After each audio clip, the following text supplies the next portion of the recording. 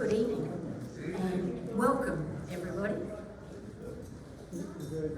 Now, normally we would follow those words of welcome with an acknowledgement of country. I'm not going to do that right now because it will be handled in another way.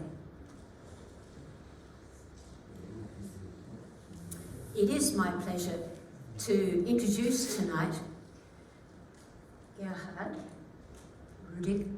Rudiger, who's seated at the front here.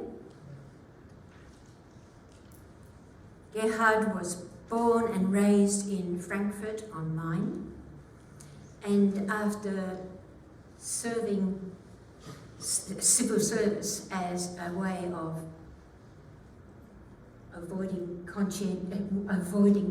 military service as a conscientious objector.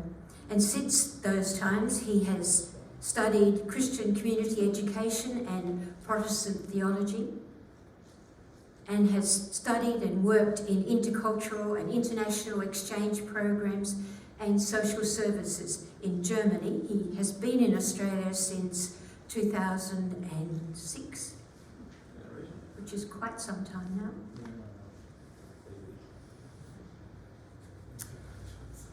And after arriving here, he has been involved in the Kaurna language reclamation program. And to show that he is multilingual, he also works as a person to support the German-speaking congregation here in South Australia. And we will be fortunate tonight to hear from Gerhard about his further reflections on Dietrich Bonhoeffer. And those of you who were here last week will know that we also had some input about Bonhoeffer at that time. That will be continued tonight. And we will hear about the Kaurna language program and its impact on the Kaurna people. So, Gerhard, welcome. And we look forward to hearing from you.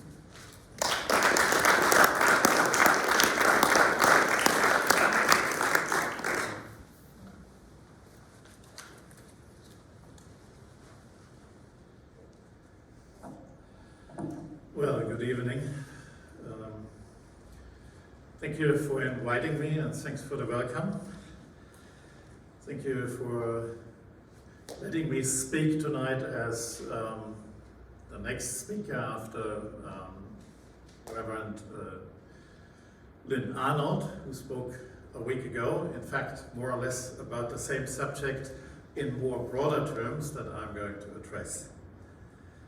I'm very humbled and grateful that I can follow Lynn Arnold in his presentation from last week as he opened this whole series of lectures in October.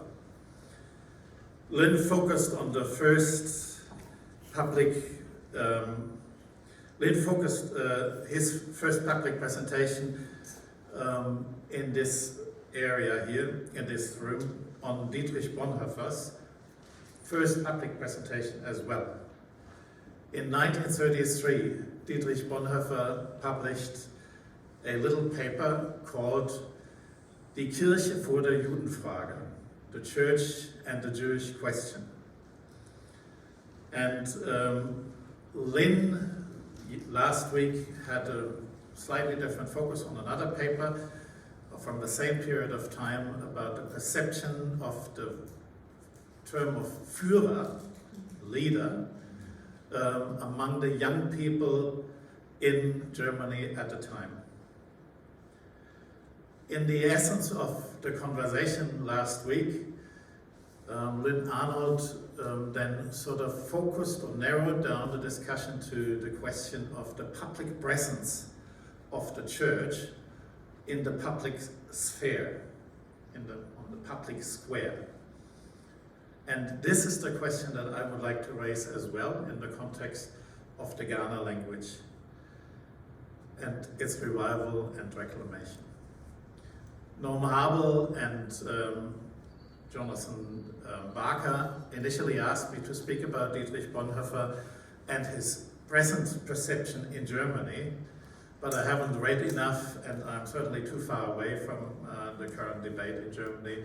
So I offered to frame an introduction into the revival of the Kaurna language in the context of this Bonhoeffer paper from 1933, Die Kirche vor der Judenfrage, the Church and the Jewish Question, and will ask at the end of my presentation, how do we as churches here in South Australia perceive the survival and the revival of Aboriginal culture in this country today? And what would be the response of the churches today in the public square on this question and related issues?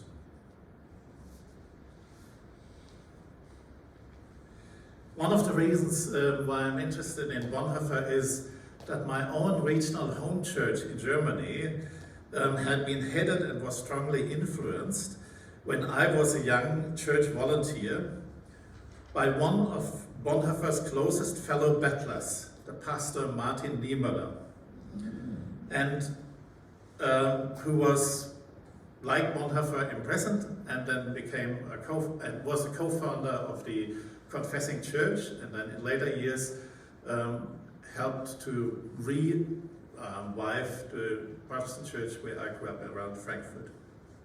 So Martin Niemöller, and through him Dietrich Bonhoeffer, had some influence onto my own theological upbringing.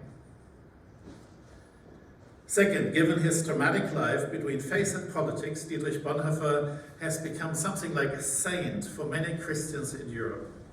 His writings on the presence and future of the church as he saw it, his involvement with the confessional church movement in Germany in the 1930s and 40s, and his personal commitment in the political resistance against Adolf Hitler, consciously as a Christian, and then his ultimate sacrifice of his life for his faith. All this had, and still has today, a huge impact amongst Christians in my country.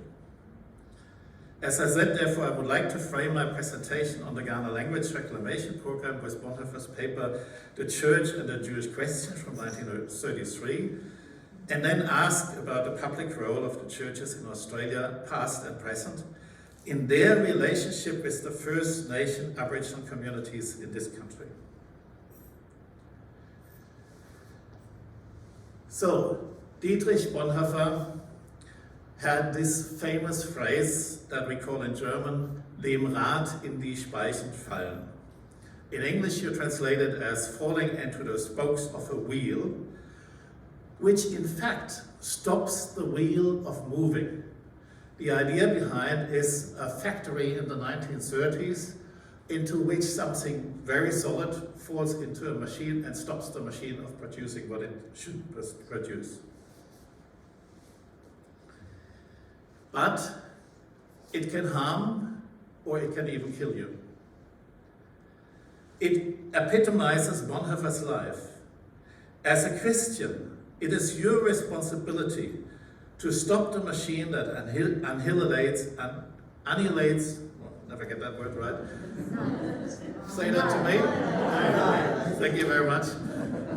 Life, and that physically, with your own body, not only mentally or by being imprisoned. It can kill you. Bonhoeffer wrote this line for one of his first public papers in March 1933. Aged 27 then, he may have hardly done so with the foresight of the ensuing church struggle, which would become the major battle of his own life. But there it is.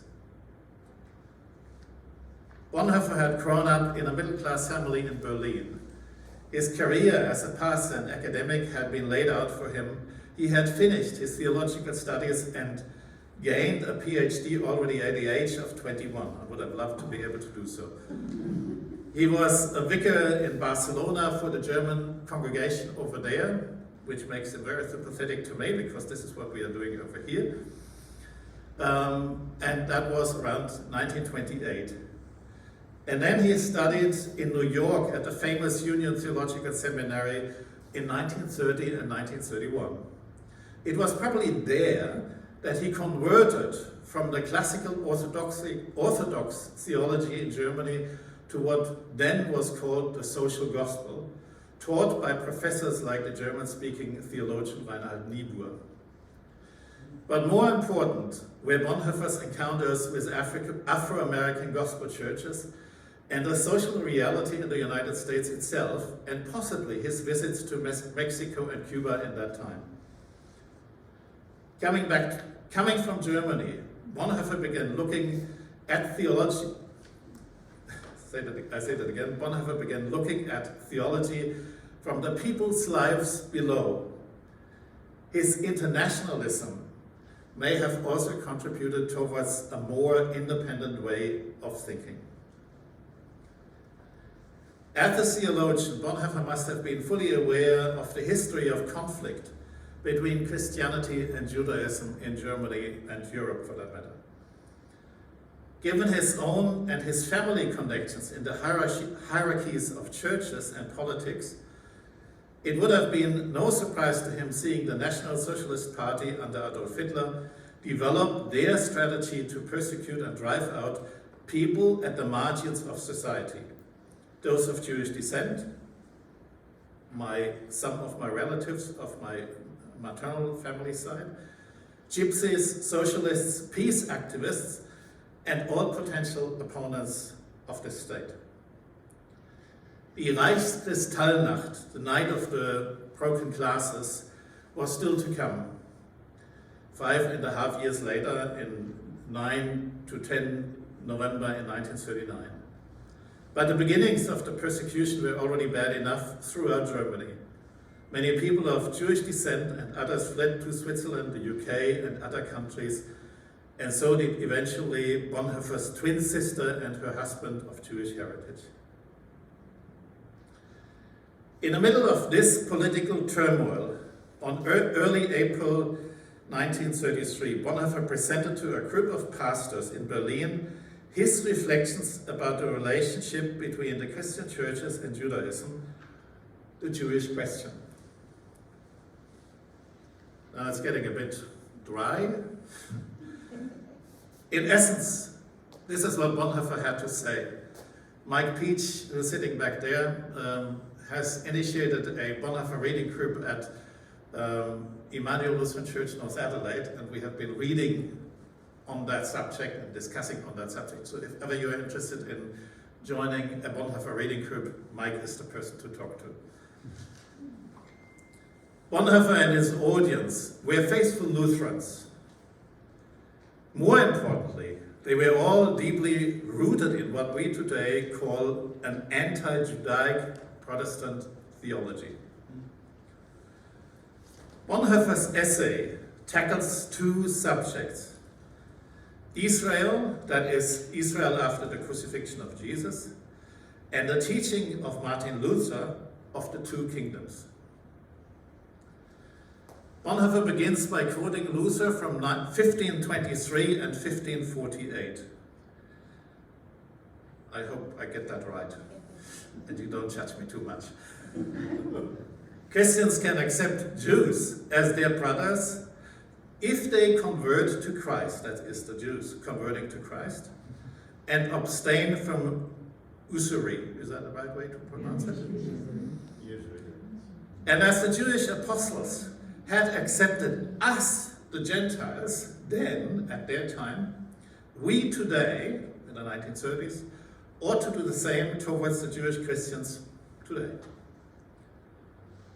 In part 2 of Bonhoeffer's paper, he acknowledges the baptized Jews as full members of the Christian church, and therefore he considers the Jewish question fundamentally different from that of the state. From a Christian perspective, Judaism is never a racial but a religious term. It refers to the people of God as constituted by God's law. You will be Jewish by adhering to the laws of the God of Israel. But as a Gentile, you become Christian by accepting the word of God alone. Jewish Christians adhere to some of the laws of God and to Christ the Messiah. It would be impossible for Christian churches to exclude Christians of Jewish descent because of state legislation. The Aryan law,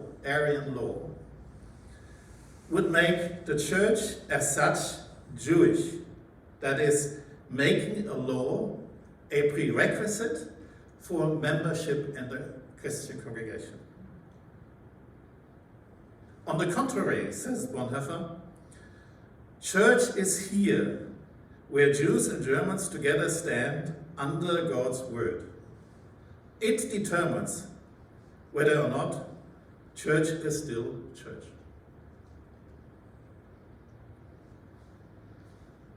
Bonhoeffer's second theme refers to Luther's teaching of the two kingdoms between church and government. The churches, he says, will not interfere in government responsibilities which are based on human ideals. However, the church will hold government to account for its legitimacy of action, that is, providing a too much or too little of law and order. Too much or too little. This then also applies to the Jewish question. For the churches, therefore, Bonhoeffer sees three options of response towards state action. First, to hold the government accountable for the legitimacy of its actions. Two, care for the victims under the wheel, that is government action. And then he says, the church has an unconditional duty of care for all those wounded by the state machine, regardless of being a member of a Christian church or not. In both these options, Bonhoeffer perceives the church as serving the duty of care of the state. Even if law is being compromised by the state, the church shall not shirk its responsibility.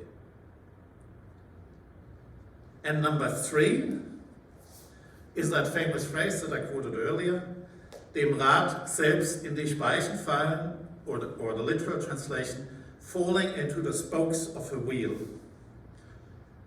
This is the ultimate option beyond just caring for the wounded under the wheel of government action. It applies when the church has to recognize a state as what we would call today a failed state. In the context of this time, Bonhoeffer was mainly concerned about the church's freedom to proclaim the full truth of the gospel. If the state would force the church to class Christians of Jewish heritage as racial Jews, and by that apply the Aryan paragraph, and were the Christian churches to accept this, the church would find itself in a state of self-negation. Selbstverleugnung in Deutsch. Ultimately, an evangelical council would have to call in situ for the declaration of a status confessione, as the very truths of faith and Christian freedom were at stake. Status confessiones has a very strong impact in Germany amongst a lot of Christians who are involved in environmental, political, human rights, and many similar social justice issues. Bonhoeffer was not sure whether it would be possible for a church or churches to come together as one body and declare such a massive statement towards a national government. A few months later, Bonhoeffer wrote to a friend, "We must break with our theologically justified restraint towards the actions of the state, because it is all just fear. And then he quotes Proverbs 31:8, "Open your mouth for the mute," and continues in that letter, "Who amongst us in the church today still knows that this is the least that the Bible demands in such times?" I'll leave you here with Dietrich Bonhoeffer, and we'll come back to this discussion in the final part of my paper and continue now with the completely different subject of the Kaurna language, reclamation and revival. They are not connected with each other, even though for me, as a church person, theologian, a social worker in Germany, and somebody who has been involved with the Kaurna language community for the last 10 years, it is a very difficult and a very tricky situation. I would like to begin this part with a welcome to country by my former boss at the University of Adelaide, the Kaurna elder, Uncle Louis Yalaburka O'Brien, via a video clip. I hope it is working. Malwachanga, Kaurna Mira, Wangani, Mani de Bundigari Adana, Iberico, Makalakala, Tantanya, Mianaku, Nature Yungandalia, Nature Yakanadalia, Patni Adlu Wadu. On behalf of the Kaurna people, I welcome you all to Kaurna country, and I do this ambassador of the Adelaide Plains people. My brothers, my sisters, let's walk together in harmony. Natalia. I have to say that Uncle Louis O'Brien was one of these people who embraced me as a complete alien, a foreigner in this country, after only 4 or 5 years here in Australia, as somebody who has some kind of links with the history of his own community and language. I'll come back to that at one other point. The other person I would like to introduce to you via video clip is the late Kaurna elder, Auntie Georgina Williams Yambo Katanya. She has been working for the revival of Kaurna culture for most of the past 50 years. She passed away just a few weeks ago.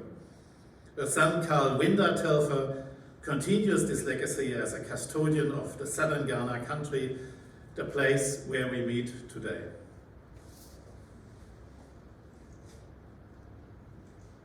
Yugana Yakana, Manina Budni, Dawala Manancha, Garniata. Brothers and sisters, I meet and greet you from the spirit of my place. Adelaide, South Australia, home of the First Nation peoples, the Kaurna people.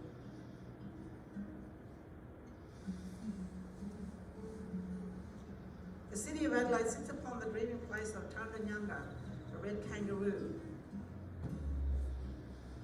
Our land is bordered by the sea. Naranga to the west, Narrabri and Ramajeri to the south, Paramount to the east, and Ngudgery to the north.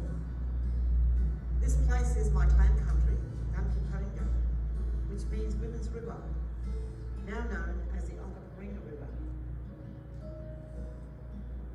Kaurna Plains people are the custodians and caretakers of this land from the beginning of time in the dream. Our boundaries begin from Cape Jervis in the south along the coast, and Mount Lofty ranges along the hills to the east, and to Crystal Brook in the north. Our language and song travels through other countries. Our ceremonial connections travel to Ngudgery and the Rung country in the north.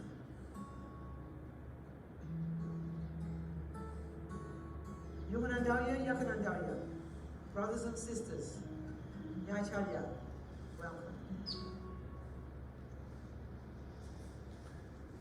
I would like to acknowledge that Auntie Georgina, even though she hardly ever talked with me, because I'm a white fella, and her son Carl Telfer taught me very much about an understanding of Aboriginal culture and spirituality in a way that I would never have thought this was happening to somebody like me. And they are not the only ones, they are just two representatives of a whole range of people who have embraced me at a time when I felt very much abandoned, in fact, by the churches here in South Australia, but that is a completely different story. These welcome to country speeches that we just heard are some of the most visible experiences that people here, and whitefellow people here in South Australia, can have with Aboriginal people. They are the most popular opportunity to meet Aboriginal people. You don't easily meet with them because they have completely different lives than us.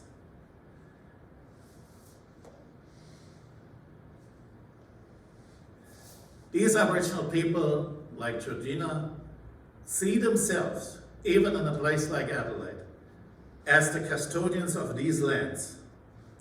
And they have welcomed us into this country, all through the history of this period of, well, the theft of their country.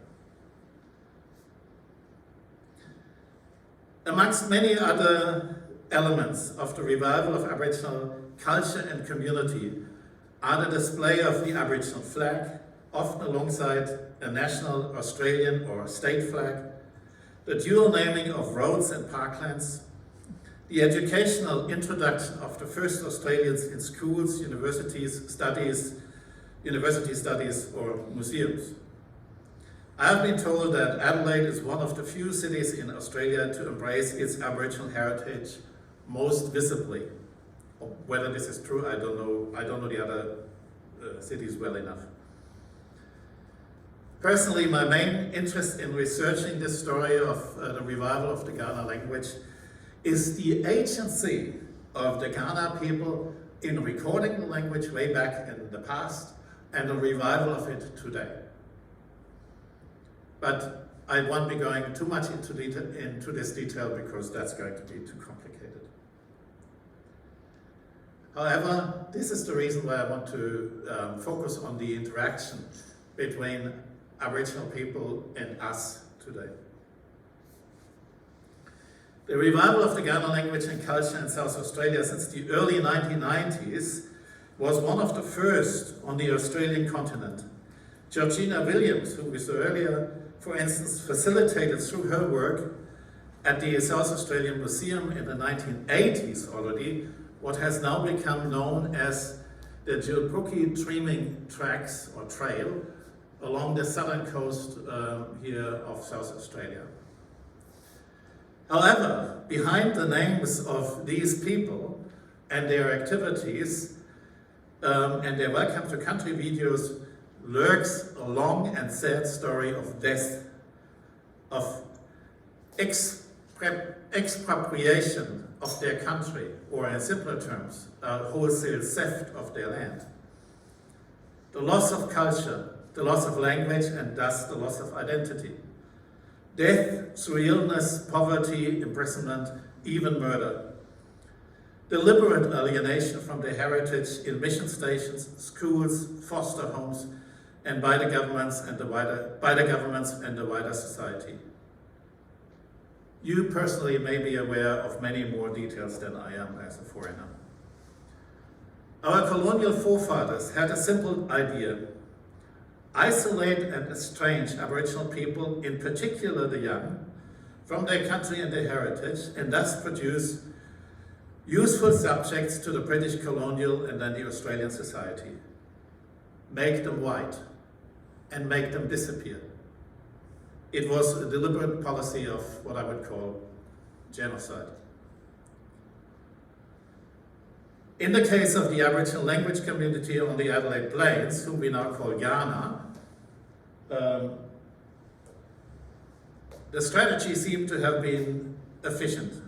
The missionary George Taplin, amongst the Narrandjeri people, that is the Aboriginal community across the Adelaide Hills, at Point Macleay, at Lake Alexandrina, today called Rauken, produced an overview of Aboriginal communities in South Australia in the late 1870s, about 40 years or 2 generations after proclaiming the colony in 1836.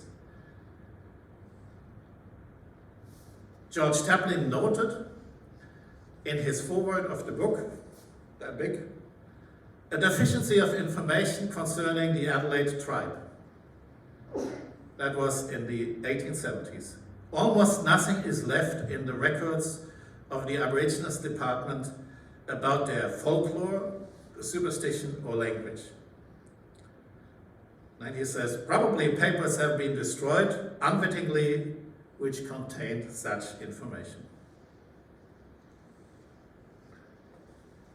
This green area here is the Kaurna country. It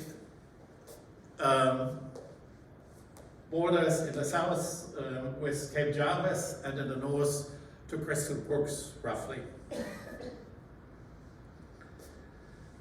At the time of first contact in the early 1830s, about 3,000 Aboriginal people of various language communities lived around what became the early colonial Adelaide. What we now call the Kaurna community was a group of about roughly 300 people scattered between Cape Jervis in the south and Crystal Brooks in the north, and along the Gulf St. Vincent and Mount Lofty ranges.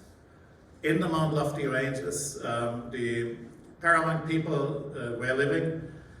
To the west on York Peninsula, the Narang people, and to the southeast, the Narrandjeri people.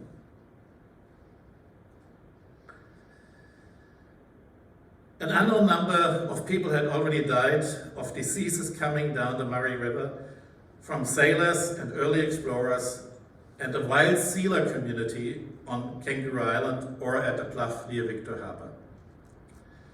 From 1836, the Adelaide tribe was very quickly pushed aside by an increasing number of British and then German settlers. In 1840, so that's 5 years after officially declaring South Australia, or 4 years, it was already around 5,000 settlers, mainly British at that time. And by 1850, 10 years later, it was 50,000 people who lived in the area. Now, even for today, a town of 50,000 in Australia would be a fairly sizable place. According to British writers on South Australian history, like the Methodist minister John Blackett, somebody knows him? Yeah, yes. No, it's not. So John Blackett said in the title of his book, it was a romantic and successful experiment in colonization, because in his point of view, no Aboriginal people were shot over here, at least not directly. Both the Welcome to Country and the Blackett History and similar publications relegate Aboriginal people on the Australian continent to their pre-colonial, even ancient past. This may sound paradoxical, but it's an interesting cultural phenomenon. Yes, we write and talk about you. We even let you talk to us. But essentially, Aboriginal people in Australia are meant to have disappeared. The political term for that is called terra nullius, or empty country. Can you read that? Yes. It captures this sentiment in legal terms as a concept of the law of nations. By the time Australia was discovered, explored, and then settled, in order to exploit its resources, Aboriginal peoples were recognized as existing, but they were merely seen and perceived as flora and fauna. Until the 1960s, when what happened? Do you remember that? No, Marble was later. The referendum on what? 67. Which referendum?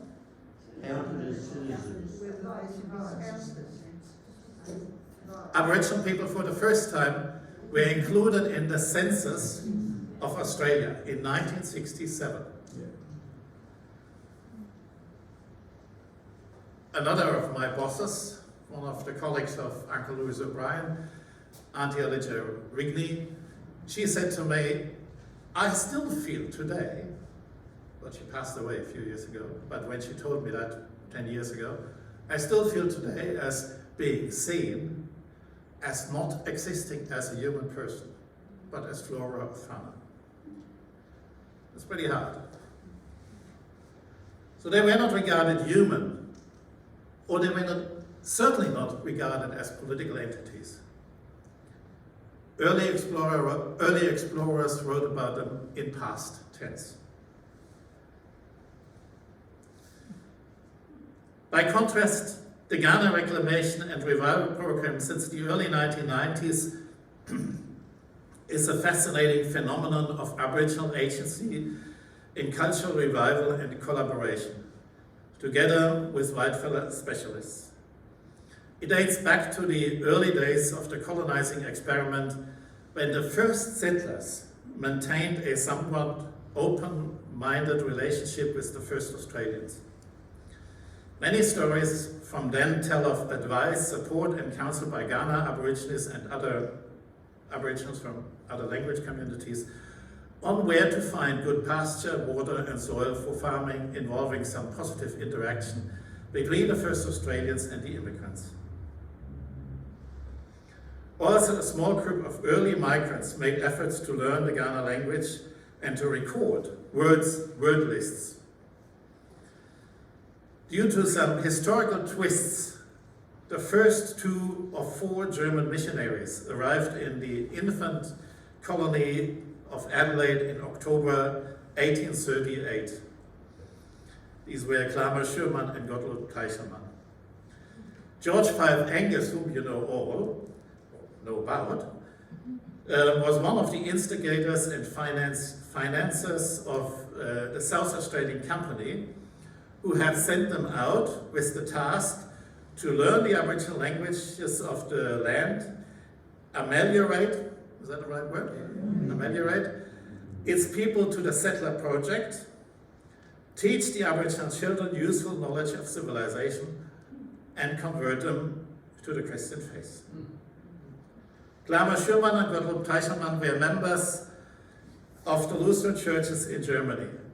They had studied mission theology at an institute in Berlin and had put an emphasis on biblical and the world languages of the time. As an advantage, on their voyage to South Australia, they traveled together with the second governor to South Australia, George Gola, and his entourage. Whatever. You know what I'm talking about. Gola provided them with a copy of the first ever dictionary of an Aboriginal language published a short time earlier by the British missionary Lancelot Strelkeld and his teacher Biraban of the Awabakal people around what we now call Lake Macquarie or Newcastle in New South Wales. The 2 young men, Schumann and Teichermann, in their mid-20s, on their voyage, studied and copied the dictionary as a template for their own efforts. Whether they realized that by the time this dictionary was published, the Awabakal people had virtually disappeared in the Newcastle area, and Strelkeld had all but closed his mission, we don't know.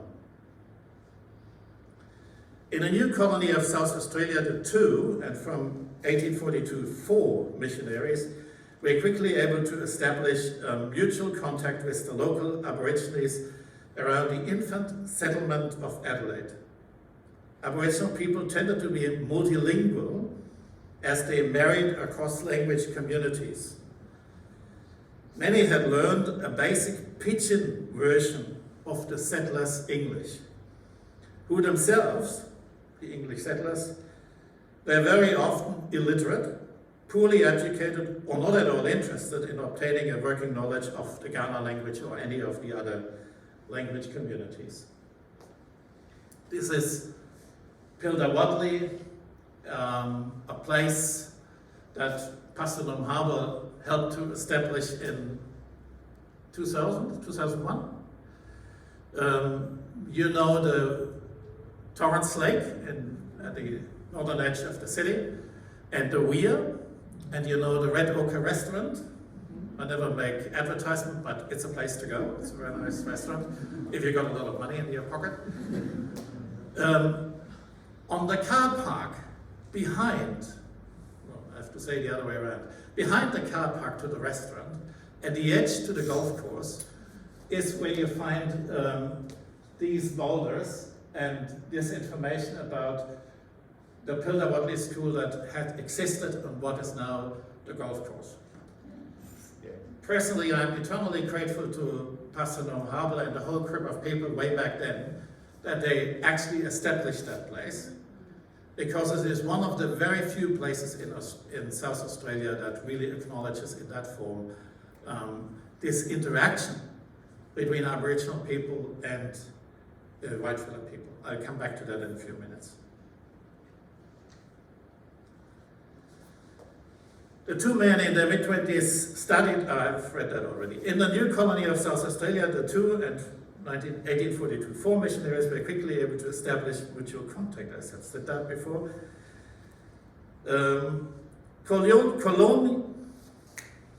Colonial mission histories often describe such missionaries in a way how to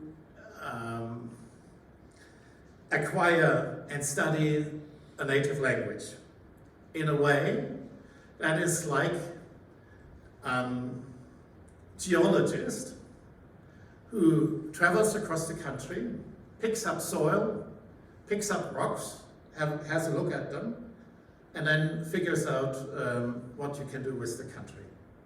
A famous figure like that was the German geologist Johannes Mengi, who came with the very first group of Germans here to South Australia, who in fact discovered the Barossa Valley as a place for wine growing, Kapunda and Barra as places for mineral resources, which actually kept South Australia alive in 1844, 46, when it was almost bankrupt. However, if you want to learn a language, what do you need to do? Pardon? Talk to people. Listen. You have to listen, that's right. You have to listen to who? To the people around you.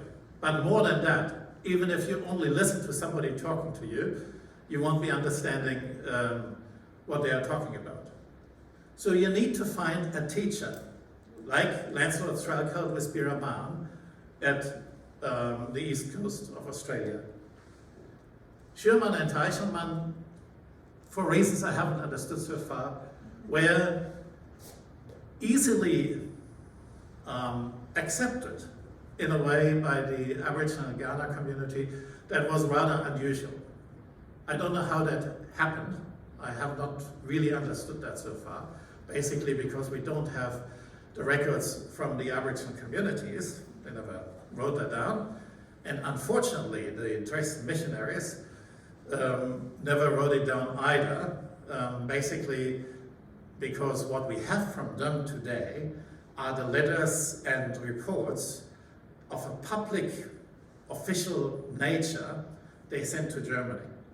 Everything else has disappeared. So all their personal notes, all their scribbles, all their language recordings has vanished. So we only know the official side of that saga. So as somebody who wants to learn a language, you can just walk around and listen to people. You have to interact with them.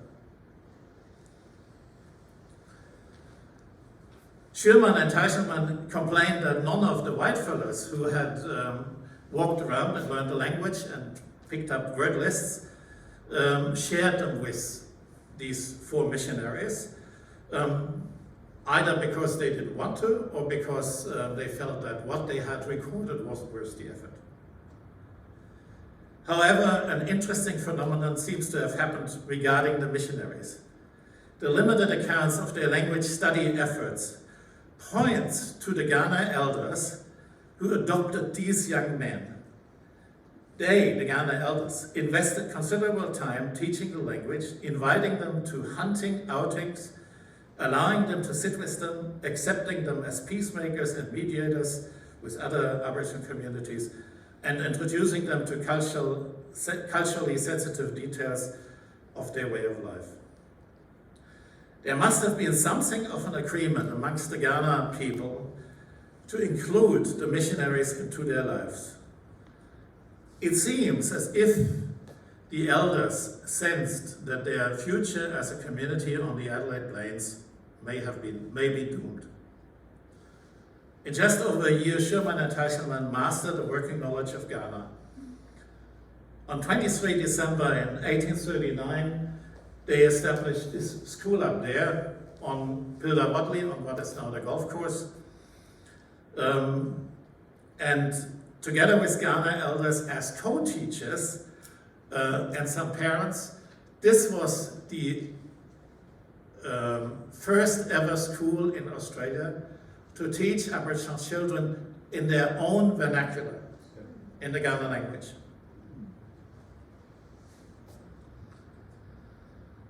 As a joint team, they were successfully teaching the Ghana kids and adults, which is well documented by handwritten letters the children had sent to Germany in the early 80s. You see a little excerpt over there. In the early 1840s, and which were returned from Germany back to Australia, South Australia in 2014. However, when the colonial administration closed the school in favor of an English-only school for all native children around Adelaide in 1846, this was also the end of the mission. Most of the Ghana people had disappeared and funding ceased from both Germany and the colonial administration. In between, the Germans produced an extensive dictionary and grammar with hundreds of sentence samples as the qualitative, most comprehensive historical source for the current language revival. Schumann also managed to learn the Narancere language around the Lake Alexandrina and Bangala on Eyre Peninsula. And the 4 missionaries published dictionaries and ethnographic material on these languages as well. In the subsequent process of colonization, the Ghana people on the Adelaide Plains were driven out of their country. The younger people were first sent to the Anglican mission station Punindi near Port Lincoln, and then after 1900, when Punindi was closed, they were sent to Point Pierce on York Peninsula or to Point Macleay, or Rauken today, at Lake Alexandrina. At these mission stations, they were forced to speak mainly English, forgetting much of their culture and language over the succeeding generations, and thus developing what they called a mission identity.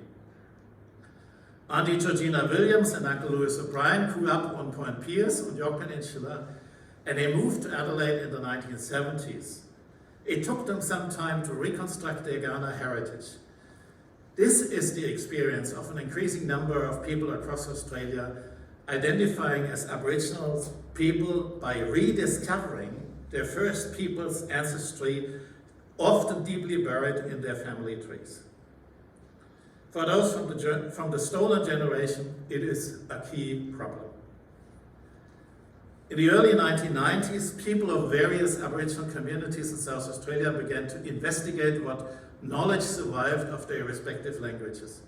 They began to revive their languages based on existing word lists, like the ones that I mentioned earlier, the knowledge of phrases, music, and traditions amongst the families, and then also in the case of the Ghana language, the more extensive dictionaries. And the other 2 languages, Narancere and Bangala on Eyre Peninsula, have been revived now as well.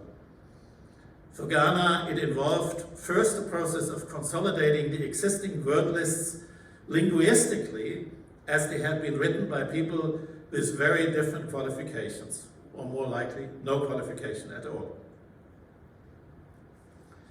The Ghana word list collected some 3,000 phrases plus sentence examples, all from the early to mid-1800s. However, a speaker of a living language would command something like 10,000 phrases, 10,000 words, to fully reflect life circumstances. Ghana people and the linguists discovered in the word list that their ancestors, way back in the early days of colonization, already had grappled with an issue that they have today, and that is, how do we change the language from its historical sources to be able to be used in present day. So in colonial times, the Aboriginal people had to identify ships, horses, guns, and things like that, and they used that in a very creative form to rephrase their language to make these phenomena visible in their language. And they are trying to do the same today. I'm not going into details, and I'm not a linguist. That would be another lecture for you if you were interested. So where am I? Am I running out of time? 49. Also, the other issue was that the word lists were mostly produced by white fella men, obviously, through indigenous informers who were men as well. So a whole range of gender-specific subjects were not covered or only marginally, which is a major issue today because women play an important role, if not the major role, in the revival of Aboriginal languages, which is easily understandable because they are the first to teach their children, the little children, the language. In the late 1990s, the Kaurna people and the linguists established a committee to oversee this process, Kaurna Warapinchati, KWP. Since those years, the group has received an increasing number of requests to name or dual name in the Kaurna language streets, schools, projects, meeting rooms, pet animals. A process was designed and a website set up to manage and track these requests and avoid an uncontrolled corrupting of the language. I just learned this afternoon that where's behind the church from here? Behind the church there's a little garden that has an Aboriginal name, a Kaurna name as well. An important step in the process was the decision of the Kaurna Blaines School in Elizabeth in the mid-1990s to teach its mainly Aboriginal children the language of the country, Kaurna, rather than the much more popular and widely spoken Pitjantjatjara language from Central Australia that was being taught to whitefellas at the University of South Australia, UniSA. The Kaurna Blaines School teachers themselves were often just days ahead of the students in their own language knowledge, but influenced many young Nungas. Then another fascinating phenomenon happened. Some of the very first language teachers, besides the principal linguist, Dr. Rob Amory, were two young Nunga people with Kaurna heritage, Jack Buckskin and Taylor Power-Smith. Neither of the two had brought any previous academic training and had grown up in mainly English-speaking whitefella environment. However, they rather quickly learned the basics of the Kaurna language and began teaching it. My hunch is that in the Kaurna community, even though it has been very much alienated from their country and their way of life, there is still a cultural trait of multilingualism that is very much missing in a monolingual English society. However, none of the Kaurna language teachers were qualified. However, they rather quickly learned the basics of the Kaurna language and began teaching it. However, none of the Kaurna language teachers were qualified teachers themselves and were, at best, paid and supported like volunteers. The danger of burning out quickly raised many concerns, and that was very serious a few years ago. Education and language specialists developed a curriculum for generic courses on how to learn an endangered Aboriginal language that was certificate 3 and how to teach an Aboriginal language that has been extinct and is being revived, certificate 4. These certificates are accepted by the Department of Education. However, the Department of Education still does not recognize these people with these certificates as valid teachers.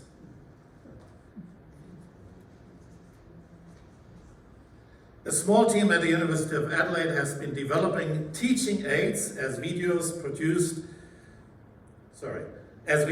They produced a learning guide and other working material, and it is in the final process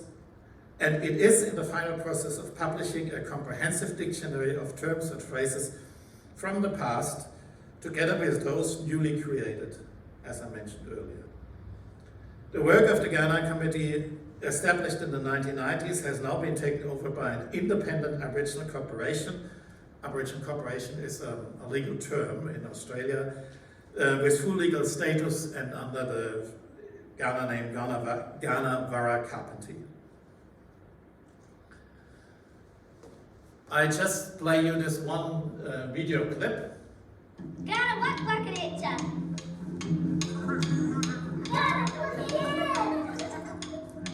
No, channel.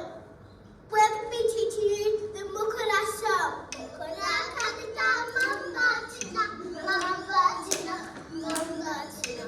Mukura Kadita Mambatina, Mambatina.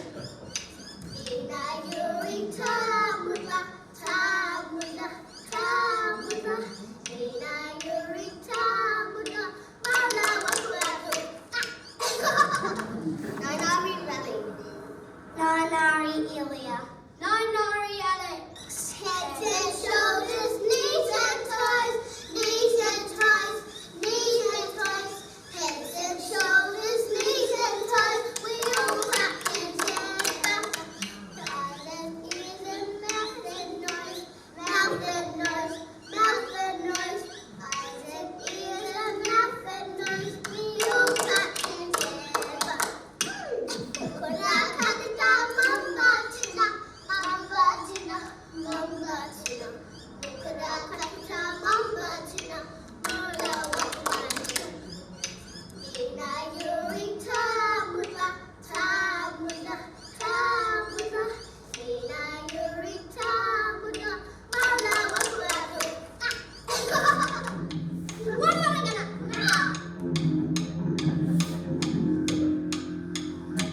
Okay, we skip the next slide.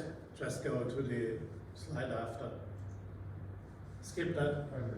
Go to the next one. Okay, leave it with that. Today there are many similar languages that are in the process of reclamation and revival across Australia. It has become a very widespread movement across the country and in fact internationally. The irony of the whole thing is that the Kaurna language here in Adelaide is one of the first in that whole movement worldwide to have been successfully revived, even though this was in the context of a fierce debate about the question whether a language that is being considered extinct, not being spoken anymore, not being taught anymore, with only a historical record of language, can be revived again. What you now saw is ceremonial use of Aboriginal language as a welcome to country or songs or things like that. It is by far more now. These video clips are older, but it is still not at the point where we can say that the Kaurna language has a chance to survive. For a simple reason, English is what linguists call a killer language. English is not only a representation of a culture that doesn't allow cultural alternatives at its side that are potentially more attractive. English is also a language that tries to focus on monolingual, whatever the word is, you know that. You may say, so what? Why do we revive a language that no one really speaks and which cannot provide you with an income? These are serious questions that we are thrown at. And what value would this language have, if any? Would they be able to survive against a predominant language like English, a killer language? This is a fundamental discussion way beyond tonight's paper. But for the people involved, particularly those teaching and learning Aboriginal languages, it can be a question of life or death. And I mean that seriously, not only just as a phrase. It may sound dramatic, but the high number of Aboriginal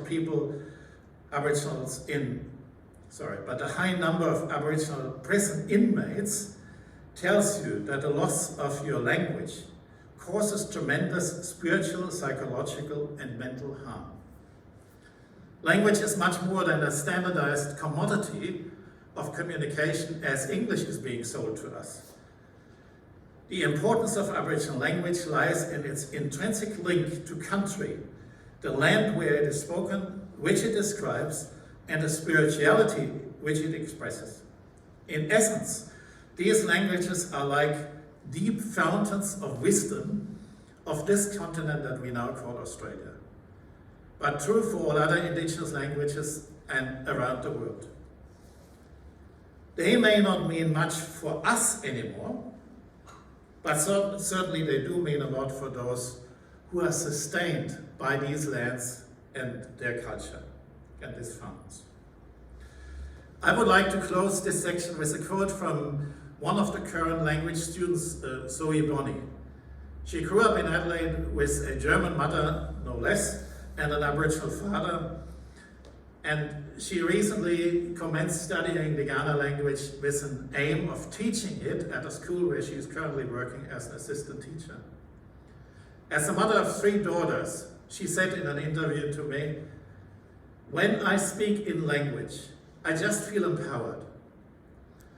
I think my personality, who I am, is much, much stronger now. I do feel it is my job to carry on the Kaurna language and pass it on to my children. Not only my children, but to Adelaide and all its people. These kids are our voice for tomorrow, and without them, how can we expect a future? You know, we can talk about reconciliation, but most important is that language is pretty much all that we have left, at least here for the Kaurna people." This summary may sound too good to be true. Against all odds, as a language that was considered extinct, the Kaurna language reclamation and revival has become a role model for many similar languages. But it is an uphill battle for everyone involved. It is a deeply emotional experience reconnecting to the long-lost language of your ancestors, to the country stolen from you, and in turn to the spirituality of your life sustained by the spirits of this country. Those people of Aboriginal descent who choose this path face a highly uncertain future, including possible imprisonment and suicide. These are not mere words. Suddenly the reality of life lived in a cultural vacuum comes crashing down on you. And worse, for mainstream Australia and in particular for English speakers, Aboriginal languages count for little or nothing in a world where money and markets are everything. So what about the churches? That was my initial question. Most Christian communities in Australia, both past and present, seem to have remained quiet on the subject of cultural, if not physical, genocide of the first peoples on this continent. Sure, there have been and still are individual voices by churches and related bodies and individuals, like your congregation here with the garden behind, protesting this treatment of Aborigines. But as far as I'm aware, there has never been a politically substantial move supporting the survival and the revival of the least of the human race, as they were called in early days, on the Australian colonial continent.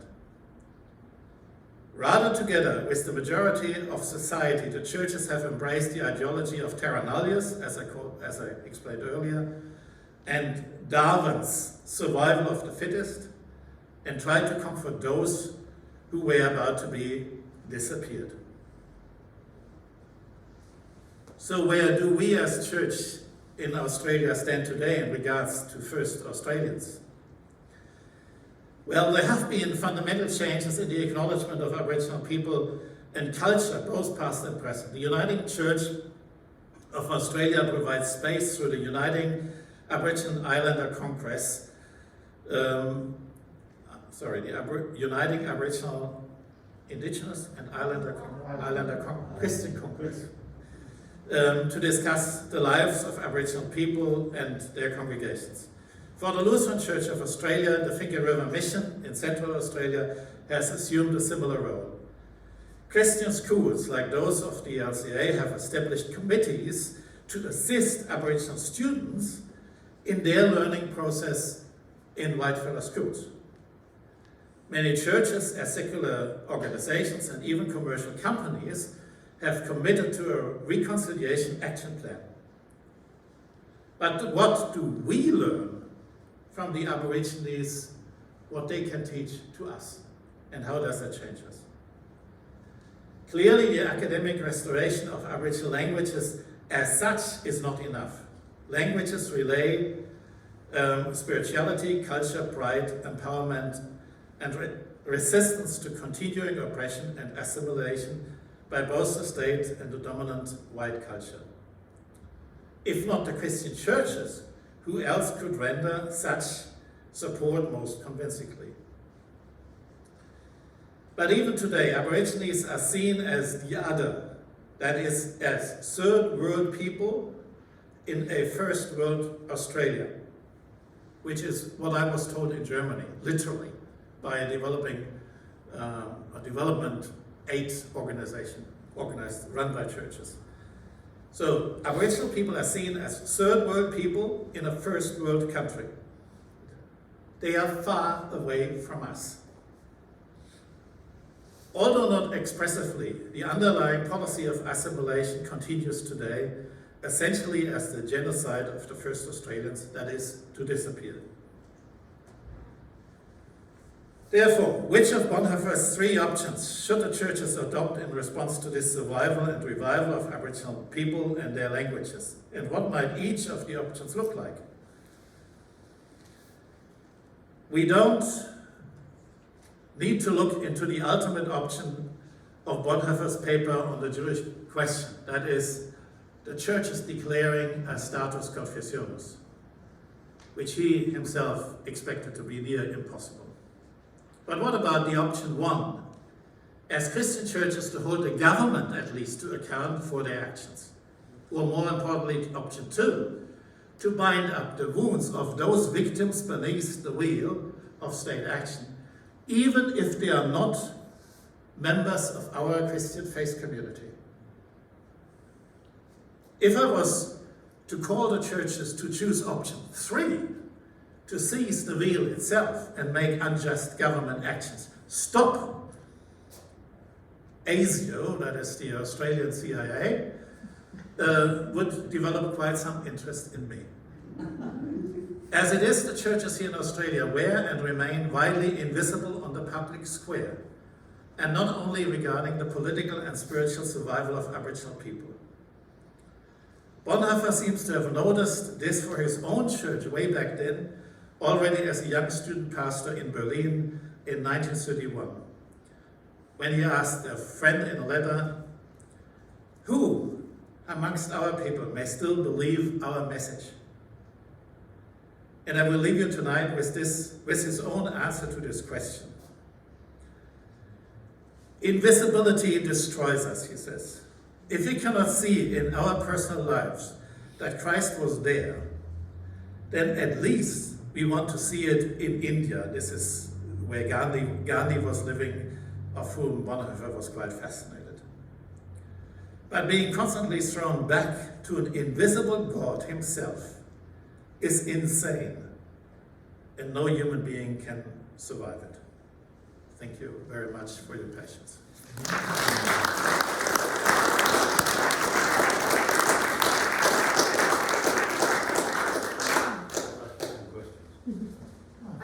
I don't think that we were giving our patience. I think that we were receiving a great deal of passion and understanding and research. And Gerhard, we thank you. I suggest that we actually not have questions, because there is supper time where people can talk amongst themselves and can talk with Gerhard. Before we do that, I think that I would like you to indicate our thanks to Gerhard for a passionate and helpful session tonight.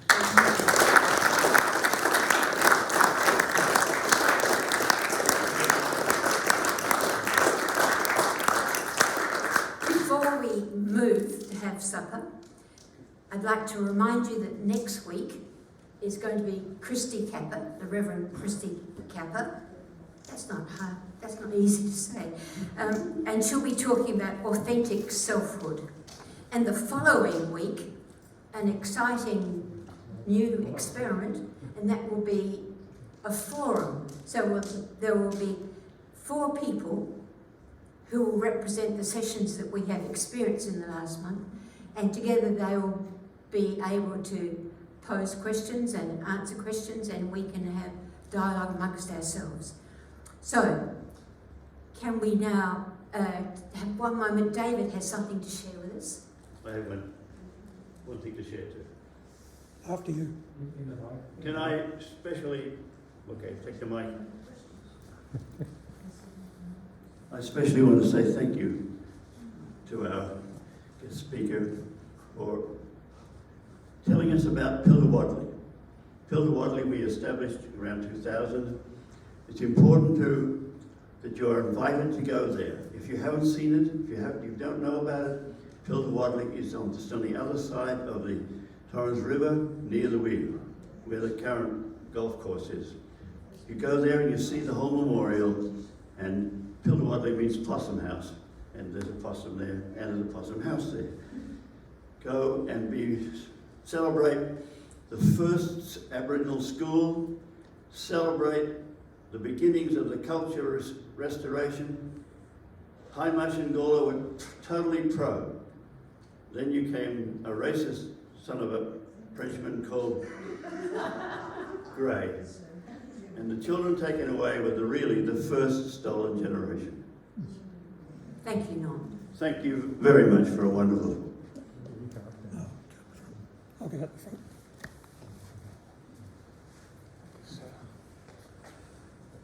Many of you will be aware that this coming Sunday is the Faiths for Climate Justice Global Day of Action.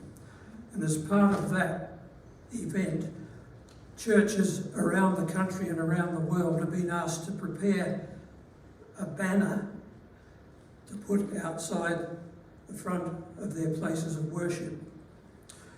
I'd like to unveil now the banner that the Unley Uniting Church over on Unley Road has prepared for its vigil across the road in the Soldiers Memorial Gardens at 11:30. And everyone's invited? And everyone's invited if you're not already going to another such event. So this is an open invitation. But you bring your own chair and you just happen to be having a picnic in the garden. Right. Okay, so this is a smaller version of our banner.